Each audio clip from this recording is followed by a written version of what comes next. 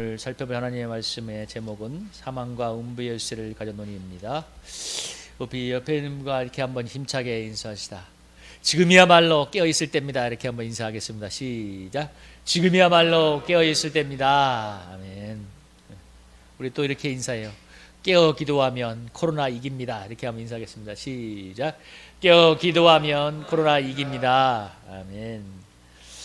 예, 오늘 제가 기도하면서 자주 이렇게 떠오르는 내용 중에 하나가 뭐냐면, 그건 제가 이렇게 의도하지 않았는데 자꾸 기도를 하다 보면 떠오르는 것 중에 하나가 이 북한을 위한 기도를 하게 되고, 또 북한의 지하 구조인들의 모습이 자꾸 뭐 보진 않았지만 들었던 얘기 때문인지 자꾸 이렇게 떠오릅니다. 여러분이 아시는 것처럼 지금 지구상에서 신앙생활하기가 가장 힘든 곳이 북한이지 않습니까? 또 코로나로 인해서 식량난이 가중되어서 북한이 제2의 고난의 항구를 하고 있다고 하는데요. 많은 사람들이 굶주리고 있고, 또 이 속에서 신앙을 가진 북한의 지하 거소인들이 많은 고통을 당하고 있습니다. 또 북한의 정치범 수용소에서 끌려가서 많은 그리스도인들이 고난을 당하는데요. 북한의 정치범 수용소는 자기의 체제들을 유지하기 위해서 체제에 반대하는 사람들을 죽이는 게 아니고 최대한 고통을 주어서 살아있는 공포를 주기 위해서 만든 시스템입니다. 그래서 수많은 사람들이 거기에 끌려가서 정말 고통을 당하다가 이제 죽게 되는데, 이 정치범 수용소에 수많은 그리스도인들이 끌려가 있다고 하죠. 해방 이후에 북한 땅에서 순교한 그리스도인의 숫자가 공식적으로 확인된 숫자가 16,000명이 넘는다고 하는데, 그러니까 비공식적인 숫자까지 만약에 합치게 된다면 아마 몇만 명, 아마 10만 명이 넘을 수도 있겠죠.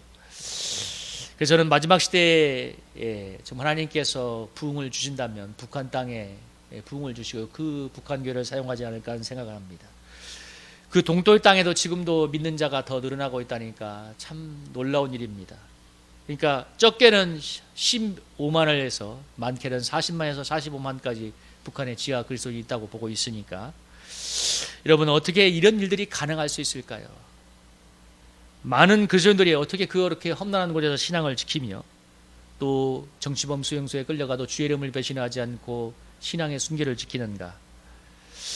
참 그들을 자꾸 생각나면서 기도하게 될 때 참 그때 성령이 주시는 감동에 이렇게 자꾸 마음이 오고 눈물이 흐릅니다. 저는 그 눈물을 생각하면서 이것이 고난받는 북한의 그리스도인들을 바라보는 하나님의 마음이라는 생각이 많이 들었는데요. 오늘 본문을 보면서 밤모섬에서 고난받고 있는 이 사도연에게 찾아온 이 주님이 오늘 묘사가 되고 있습니다. 오늘 본문에 보면 머리가 양털같이 휘고 눈은 불꽃같이 빛나며 입에서 좌우의 날선 검과 같은 그런 말씀이 나오고 있고, 얼굴은 해같이 비치는 주님, 그리고 새도록 살아있어서 사망과 음부의 열쇠를 가신 주님이 요한에게 나타나셔서 그에게 마지막 일을 말씀하시면서 격려하고 있습니다. 그래서 요한이 이 어려운 밤무섬에서 고난을 이기고 마지막 사명을 감당할 수 있도록 주님이 도와주시는데요. 우리 사랑하는 우리 성도님들, 오늘 요한이 만났던 그 주님을 우리도 한번 만나보면서 이 죄악의 파도가 치는 이 시대를 우리가 승리하는 그런 믿음을 덧입었으면 좋겠습니다. 우리 9절을 보면, 나 요한은 너희 형제요 예수의 환난과 나라와 참음에 동참하는 자라. 하나님의 말씀과 예수를 증언하였으므로 말미암아 반모라 하는 섬에 있었더니, 요한은 예수님의 12제자를 이용해서 유일하게 순교하지 않고 90세까지 살았던 그런 사람입니다. 베드로가 십자가에 거꾸로 매달려 순교했다고 전해지고, 그리고 도마는 인도의 선교를 갔다가 사람들에 의해서 역시 죽임을 당했고, 마태는 북악불의 선교를 갔다가 창에 찔려 죽은 것으로 되어 있습니다. 야고보는 헤롯왕에 의해서 참수형을 당해서 순교를 했는데요. 이렇게 예수님의 12제자에서 이런 명은 다 순교를 했는데, 그런데 요한은 유일하게 순교하지 않고 오랫동안 살아 있었습니다. 그가 오랫동안 살아있었던 이유는 우리가 요한계시록 1장 1, 2절에서 보는 것처럼 마지막 때에 일어날 일들을 주님께서 보여주시고 그것을 기록으로 남겨서 후대에 증언하도록 하기 위해서 주님께서 이제 요한을 마지막까지 그런 사명을 감당할 수 있도록 살려주셨는데요. 요한은 70대가 넘은 사이에 예배소 교회의 감독으로 있었는데, 그때 당시에 로마 황제였던 도미티아누스 황제가 이렇게 금령을 내렸다고 합니다. 그러니까 어떤 그래도 경배하지 말고 나를 이 황제를 신으로 경배하고 주라고 고백하라고 명령을 내렸고, 또 하나 기독교에는 어떤 얘기를 했냐면 어떤 경우에도 설교하지 말고 예수를 그리스도라고 증거하지 마라, 이런 금령을 내렸습니다. 그리고 만약에 어기게 되면 대대적인 탄압을 가하겠다고. 그래서 도미티아누스 황제 때 도미티아누스 황제가 너희보다도 더 가혹하게 수많은 그리스도인들을 이제 핍박했는데요.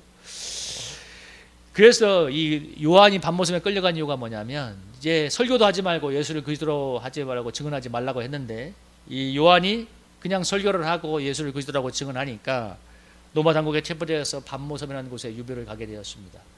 근데 전승에 따르면 로마 당국이 사도 요한을 여러 번 죽이려고 했었답니다. 뭐 사도들이 순교했던 것처럼 여러 번 죽이려고 했었는데, 한 번은 로마 당국이 너무나 큰 영향력을 끼치고 있으니까 이제 사도 요한을 더 이상 가만 놔두면 안 되겠다 해가지고 이 군사들이 와서 사도 요한을 체포해가지고 끓는 기름 가마 속에다가 집어넣는데 정말 기적적으로 살아나왔다고 합니다. 그러니까 그 다니엘서 3장에 다니엘의 세 친구가 풀물에 들어갔다가 살아나오는 것처럼 이 사도 요한도 살아나니까, 그러니까 이 사도 요한이 살아나오니까 더 놀라운 기적으로 인해서 영향력을 발휘하게 되니까 로마 당국이 아유 안 되겠다 싶어가지고 죽이는 건 안 되겠다 싶으니까 마지막으로 하면서 애썼던 것이 유배를 보내서 이제 믿는 자들에게 영향력을 제거하고자 했다는 것인데요. 이렇게 생각을 해본다면 사도 요한이 일찍이 순교했던 다른 11자들보다도 편안한 삶을 산 것이 아니라 많은 환난을 당했다는 것을 알 수 있습니다. 특별히 요한은 마지막 때 일어날 일을 그 밤모섬에서 보고 기록하고 남기는 그런 요한계시록을 적는 그런 사명을 있었기 때문에 80이 넘는 나이에 밤모섬에 유배되어서 유배될 때까지 많은 고난을 당했습니다. 여러분, 그러니까 로마 당국이 얼마나 많은 핍박을 가했겠어요. 여기에 행간이 나오지 않지만 예수를 그리스도라 증거하는 것을 금하고 또 황제 숭배를 하지 않는 그리스도교를 대대적으로 찬양했던 시대에 로마 당국에 맞섰던, 또 예수님을 그리스도라고 증언했던 이 요한을 얼마나 핍박을 했겠습니까?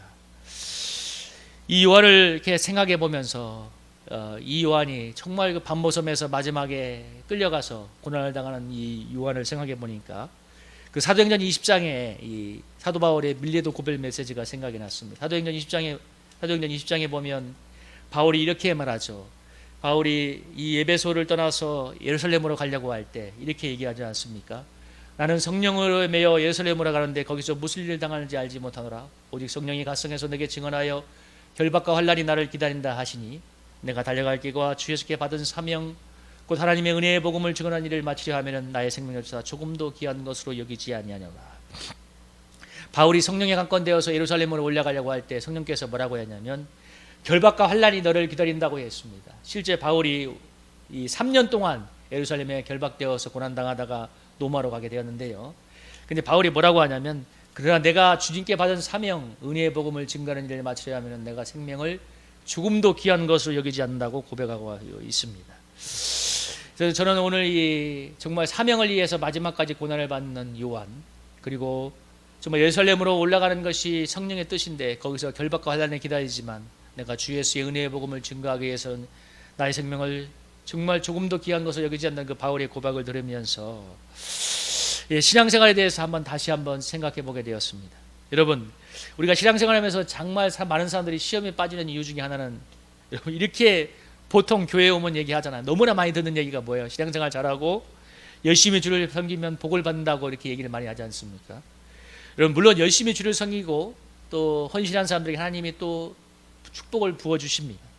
예수님도 이렇게 얘기했잖아요. 마가복음 10장 29절 30절에 보면 나와 복음을 위하여 집이나 형제나 자매나 어머니나 아버지나 자식이나 전토를 벌인 자는 현세에 있어 집과 형제와 자매와 어머니와 자식과 전토를 100배나 받되 박해를 겸하여 받지 못하고 영생을 받지 못할 자가 없으리라. 예수님도 하나님 나라를 위하여 헌신하고 충성한 사람들에게 정말 큰 축복을 약속하셨는데, 근데 여러분 여기 딱 한 구절이 또 있죠. 뭐라고 했어요? 박해를 겸하여 받을 거라고 얘기합니다. 그래서 사람들은 아마 대부분 박해를 겸하여 받고 이 구절은 안 볼 거야. 그렇죠? 대부분 사람들이 다 100배나 받는 것에 은혜를 받지. 우리가 이 사실을 잘 기억해야 되는데, 주님 하나님 나라를 위해서 헌신하고 사명자의 길을 가고 또 충성하는 거기에 축복도 따라오지만 박해도 있고 고난도 있다는 사실입니다. 저의 지인 목사님이 한 번이 이런 저에게 상담을 해온 적이 있는데, 슈퍼에 가는데 누군가 뒤에서 밀어서 넘어졌다고 합니다. 그래서 이 무릎이 까지는 부상을 입었는데, 그래서 돌아보니까 아무도 없더래요. 그런 일을 몇 번 당했는데, 그러니까 무엇인가의 힘에 의해서 이렇게 넘어졌다는 것을 알겠더래요. 그러니까 사람이 이런 것이 아니라 무엇인가의 초자연적인 힘에 의해서 넘어졌다는 걸 알게 됐는데, 그 말하면서 저한테 뭐라고 질문했냐면, 목사님 왜 하나님이 지켜주지 않았을까요? 그런 일에 대해서. 그래서 제가 왜 무릎 부상을 당해야 됐을까요? 제가 그 말 들으면서 이렇게 대답이 나왔습니다. 하나님이 지켜주지 않은 게 아니라 목사님의 믿음이 강해지도록 하기 위해서 하나님께서 그 시간을 허락한다는 마음이 온다고. 그래서 믿음을 강하게 해서 대적하라고 얘기를 했습니다. 여러분, 하나님이 우리를 어려움에서 지켜주지 못하거나 어려움을 없앨 수 있는 힘이 없는 것이 아니라 우리의 믿음을 성장시키기 위해서 때로는 고난과 어려움을 허락하고 허용하시는 거죠. 그래서 베드로 사도가 뭐라고 얘기했냐면, 아까 이 사도 요한과 사도 바울은 다 사명의 길을 위해서 이 고난을 받지만, 또 하나님께서 때로는 우리의 길, 믿음의 길에서 어려움과 고난을 그냥 허락하신 이유는 우리의 믿음을 성장시키려는 의도가 있죠. 베드로전서 1장 6, 7절에 여러분 이것도 한번 읽어볼까요? 한번 베드로전서 1장 6, 7절과 베드로전서 4장 12, 13절 한번 읽어보겠습니다. 시작. 그러므로 너희가 이제 여러 가지 시험으로 말미암아 잠깐 근심하게 되지 않을 수 없으나 오히려 크게 기뻐하는도다. 너희 믿음의 확실함은 불로 연단하여도 없어질 금보다 더 귀하여 예수 그리스도께서 나타나실 때에 칭찬과 영광과 존귀를 얻게 할 것이니라. 사랑하는 자들아, 너희를 연단하려고 하는 불시험을 이상한 일 여기는 것 같이 이상히 여기지 말고 오히려 너희가 그리스도의 고난에 참여하는 것으로 즐거워하라. 이는 그의 영광을 나타나실 때에 너희를 즐거워하고 기뻐하게 하려 함이라. 아멘. 오늘 분명히 성경이 말하기를 믿음의 길에서 당하는 고난과 어려움은 결코 이상한 것이 아니라 정말 불처럼 정 같은 믿음으로 연단되어서 마지막 주님 앞에 설 때 칭찬과 존귀와 영광을 얻기 하기 함이라고 분명히 성경이 기록하고 있습니다. 그래서 이 베드로전서 4장 12절에서 뭐라고 했어요? 결코 시험을 이상한 일 당하려고 하지 말고 오히려 그리스도의 고난에 참여하는 것으로 즐거워하라고 이야기하고 있습니다. 여러분, 바울은 아까 한 발 더 나가서 뭐라고 했어요? 내가 이 주님의 은혜의 복음을 증거하는 일에 결박과 환난이 기다리지만 나는 내 생명을 조금 더 귀한 것으로 여기지 않는다고. 그러니까 생각의 차원이 달라지는 거죠. 그러니까 시험과 환난과 결박이 우리에게 정말 불시험을 당하는 것을 이상한 일로 여기지 말라는 거예요. 삶의 일부처럼 받아들일 수 있어야 된다는 거죠. 제가 이 마음속에 한 가지 두려움이 있다면 뭐냐면, 일과 목회를 하면서 어려움 당하는 것도 좋고 다 좋은데, 빛도 못 보고 이렇게 별 좋은 결과도 못 보고 내가 죽으면 어떡하지 하는 한 가지 마음에 그런 게 있었습니다. 근데 제가 오늘 본문을 묵상하면서 제가 마음에 하나님께서 주시는 감동은 뭐냐면, 그냥 결과도 하나님께 맡기고 내려놓아야 된다는 것입니다. 여러분, 고생해서 세상에서 소위 말하는 빛을 못 볼 수도 있습니다. 우리가 생각하는 가시적인 열매나 성공이 없을 수도 있겠지만, 내가 생각하고 기대한 열매를 못 볼 수도 있겠지만, 그러나 결과가 어떠하든 간에 우리가 주님 앞에 신실하게 믿음의 길을 걸어갈 때 영원한 하늘의 소망이 기다리고 있기 때문에 여러분, 우리가 즐거운 마음으로 이 길을 걸어갈 수 있는 힘이 있습니다. 그런 마지막은 반드시 뭐예요? 우리가 믿음과 주님 앞에 신실한 믿음으로 걸어가면 마지막에 뭐라고 했습니까? 하나님의 영광이 기다리고 있기 때문에 즐거워하고 기뻐하라고 얘기하고 있습니다. 여러분, 초대교회 성도들이 핍박을 피해서 숨어 살던 곳 중에 하나가 지금 터키의 갑바도기아에 가면 데린쿠이라는 지하 도시가 있는데, 거기는 어디냐면 지하 동굴을 파가지고, 지하 동굴이 있는데 그 들어가는 동굴이 사람이 한 명 들어가 말까 너무나 작은 거래요. 근데 그 안에 들어가면 좀 많이 커지는데, 그 안에 들어가서 그곳을 이제 막 이렇게 파낸 거예요. 그래서 한때 약 5,000명이 그 안에 살았다고 하는데, 그 안에는 목욕탕도 있고 침례탕도 있고 교회도 있었다고 합니다. 근데 지금까지 발견된 건 지하 30m까지 파라는 걸 아는데 얼마를 더 내려갔는지 모른대요. 거기서 이제 사람이 최대 5,000명까지 살았다고 하는데, 근데 이 개밀구처럼 연결되어 있어서 지금도 발굴이 아직 안 된 곳이 있다는데, 이곳에서 태어나서 한 번도 이제 지상을 받지 못하고 살다가 죽은 사람들도 많이 있었다고 합니다. 그러니까 오직 믿음을 지키기 위해서 세상과 단절된 삶을 살았던 것이죠. 그들의 삶의 목적은 오직 하나, 믿음을 지키고 증거하는 것이었는데요. 여러분, 사실 오늘 풍요와 쾌락에 정말 이제 너무나 중독이 되어 있는 현대인들은 이러한 신앙의 삶을 죽었다가 깨어나도 여러분 이해할 수가 없을 것입니다. 왜 그렇게 살아? 여러분 안 그럴까요? 왜 그렇게 살아야 돼? 얼마나 많이 그런데 여러분 그렇게 살았던 사람의 삶을 결코 이해할 수 없을 거예요. 여러분 인생의 목적이나 사명을 모르는 사람들, 신앙의 진수를 모르는 사람들에게, 아니 그리스도인들조차도 이것은 도저히 이해할 수 없는 삶입니다. 여러분 아까 사도 요한이 밤모섬에 되어서 90이 되어서 고난을 겪을 때 여러분 저러면 신앙의 목적이나 사명을 모르는 사람들은 그걸 어떻게 이해했겠어요? 여러분 사도 요한이 끓는 기름이 있는 가마솥에 들어가서 살아났을 때 와 기적인가 하고 놀랐을 일이 있을지 몰라도 그 사도 요한이 밤모섬에 끌려가서 고난당할 때 그 삶을 누가 이해하겠습니까? 여러분 세상 사람들 그렇지 않겠어요? 아유 저 늙은 신양반 저 나이에 저게 뭔 꼴이야 하지 않았겠어요? 여러분 신앙이란 이렇게 우리가 믿음으로 하늘을 바라보는 삶입니다.